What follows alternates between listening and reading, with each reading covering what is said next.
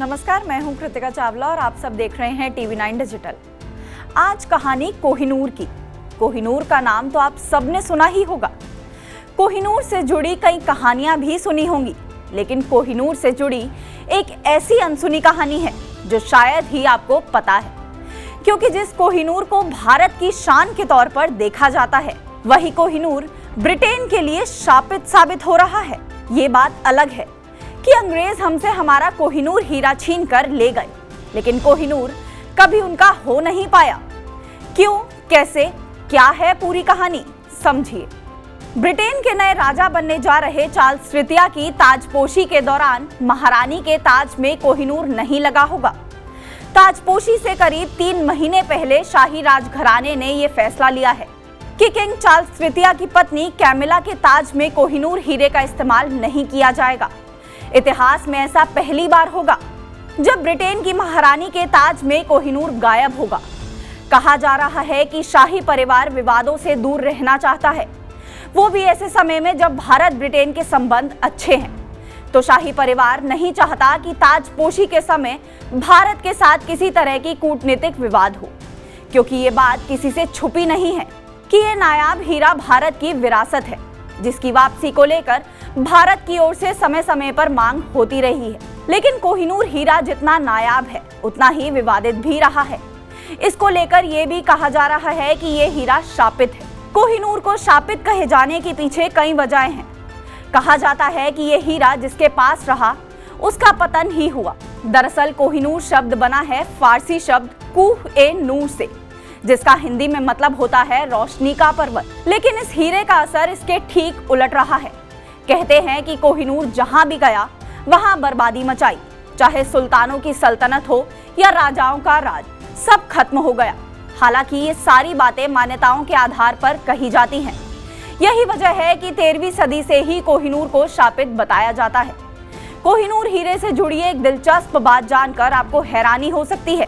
वो ये बात है कि इसको ना तो आज तक बेचा जा सका है और ना ही किसी को इसको खरीदने की कोशिश की। कोहिनूर हीरे को आज तक केवल जीता गया है, छीना गया है या फिर गिफ्ट के तौर पर दिया गया है। इसका व्यापार कभी नहीं हुआ। अगर कोहिनूर के इतिहास की बात करें तो ये लगभग 5000 साल से भी पुराना है। इतिहासकारों की माने तो इसकी खोज आंध्र प्रदेश के गुंटूर जिले में स्थित गोलकुंडा में खदानों के खुदाई के दौरान हुई थी। लेकिन इसका कोई प्रमाण नहीं है कि सबसे पहले इसे किसने देखा, ये कब बाहर आया। लेकिन ये खदान से बाहर आया। वो रायलसीमा हीरे की खदान तब काकतीय राजवंश के शासन के अधीन था, इसलिए इस कहानी की शुरुआत होती है काकतीय वंश से। कोहिनूर की मनहूसियत के बारे में अलग अलग घटनाओं का जिक्र किया गया है। शुरुआत काकतीय वंश से हुई, फिर कोहिनूर तुगलक वंश के पास आया, उसके बाद ये हीरा हाथ लगा मुगलों के। लेकिन इतिहास गवाह है कि कोहिनूर जिसके पास भी पहुंचा, पहले तो उसका खूब वर्चस्व रहा, लेकिन बाद में उन्हें सब कुछ गंवाना पड़ा।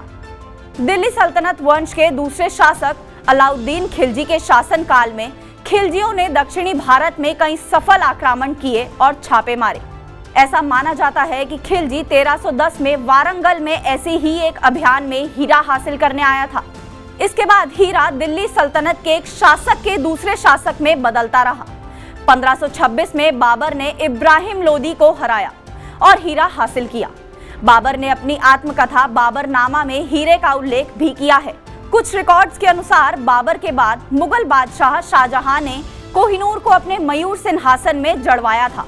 उसने कई वर्षों तक राज भी किया। लेकिन आखिरकार शाहजहां का क्या हुआ? पहले पत्नी ने छोड़ा और फिर औलाद ने भी नजरअंदाज कर गद्दी हथिया ली। इसके बाद फारसी सम्राट नादिर शाह ने 1739 में मुगल साम्राज्य पर आक्रमण किया और हीरा ले लिया। कहा जाता है कि नादिर शाह ने इसे कोह-ए-नूर नाम दिया था, लेकिन 1747 में नादिर शाह की हत्या कर दी गई और उसका साम्राज्य बिखर गया। उसके बाद कोहिनूर नादिर के एक सेनापति और अफगानिस्तान के शासक अहमद शाह दुर्रानी के हाथों में आया। लेकिन संयोग देखिए कि हीरा हाथ लगने के बाद दुर्रानी की सल्तनत भी खत्म होती चली गई। दुर्रानी हीरा लेकर अफगानिस्तान से भागा और फिर पंजाब पहुंचा।